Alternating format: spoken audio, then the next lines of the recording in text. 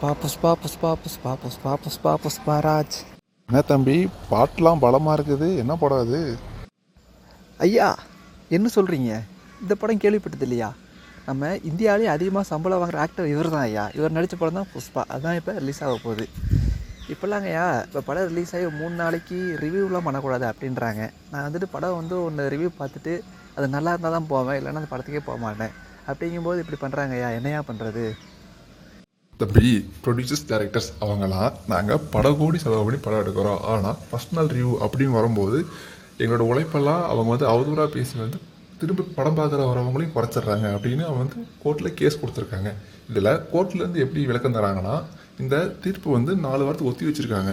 அது என்ன சொல்லி ஒத்தி வச்சுருக்காங்கன்னா, இப்போ ஒரு ரிவ்யூ ஒரு மனுஷன் ஒரு ரிவ்யூ கொடுக்குறதுங்க ஒரு பொது இடத்துல அவனுக்கு இருக்கிற ஒரு உரிமை. அதை நம்மளால் கழிக்க முடியாது. ஆனால் அந்த படத்தை பற்றி அவதூறாக பேசினா பக்கத்தில் இருக்க காவல் நிலையத்தில் கம்ப்ளைண்ட் கொடுக்கலாம் அப்படின்னு சொல்லியிருக்கிறாங்க. இது போதும் ஐயா. அப்போ ரிவ்யூவில் வருங்கிறீங்க, அப்போ பார்த்துக்கலாம் ஐயா.